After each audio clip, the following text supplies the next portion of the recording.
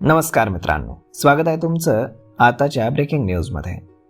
मित्रांनो, येणारा काळ हा देशभरातील लाखो वीज ग्राहकांसाठी महागडा ठरू शकतो। केंद्र सरकारच्या नॅशनल इलेक्ट्रिसिटी पॉलिसी 2026च्या मसुद्यामुळे वीज दरांवरती मोठा वाद निर्माण झालाय। जर ते लागू गेले तर 2026-27 पासून वीज बिलांमध्ये दरवर्षी आपोआप वाढ होऊ शकते।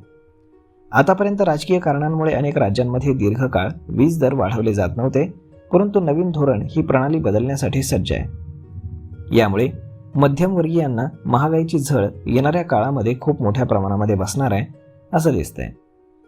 सरकारने जारी केलेल्या मसुद्यामध्ये इंडेक्स लिंक्ड टॅरिफ प्रणाली सुचवण्यात आली आहे। या अंतर्गत जर राज्य नियामक आयोग वेळेवरती वीज दर निश्चित करण्यात अयशस्वी ठरलं तर वीज दर एका निश्चित सूत्रानुसार आपोआप वाढत जातील। याचा अर्थ असा की दर वाढवण्याचा किंवा न वाढवण्याचा निर्णय आता पूर्णपणे राजकीय राहणार नाही। वीज वितरण कंपन्यांची आर्थिक स्थिती सतत खालावते। या कंपन्यांकडे देशभरामध्ये अंदाजे 3 लाख कोटी रुपयांची थकबाकी आहे। सरकारी आकडेवारीनुसार 2023च्या या आर्थिक वर्षात वीज कंपन्यांना प्रति युनिट सरासरी 50 पैशांचा तोटा सहन करावा लागलाय। खर्चाच्या तुलनेमध्ये कमी वसुली हे या संकटामागचे एक प्रमुख कारण आहे। विद्युत विधेयकाचा मसुदा संसदेच्या आगामी अर्थसंकल्पीय अधिवेशनामध्ये सादर केला जाऊ शकतो, हे उल्लेखनीय आहे।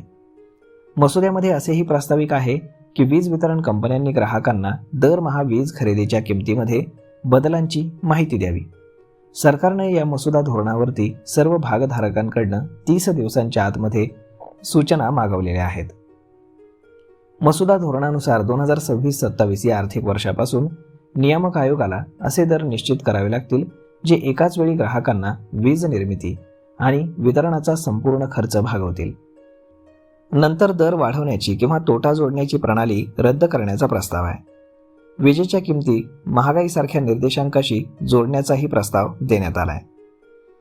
तर मग मित्रांनो, हे जर बिल पास झालं तर इलेक्ट्रिसिटी बिल म्हणजेच दर हे कमी करायचे की वाढवायचे हे सरकारच्या हातात राहणार नाही। तर जसजशी महागाई वाढत जाईल त्याप्रमाणे ते दर वाढत जातील आणि जर महागाई कमी झाली तर ते दर देखील कमी होतील। तर मग मित्रांनो, अशा पद्धतीनं राहणार आहेत आता नवीन विजेचे दर। यावरती आपलं मत काय हे तुम्ही आम्हाला कमेंट करून नक्कीच सांगा। आणि जर हा व्हिडिओ तुम्हाला आवडला असेल तर आपल्या जवळच्या मित्रमंडळींसोबत देखील हा व्हिडिओ तुम्ही शेअर करायला विसरू नका। धन्यवाद।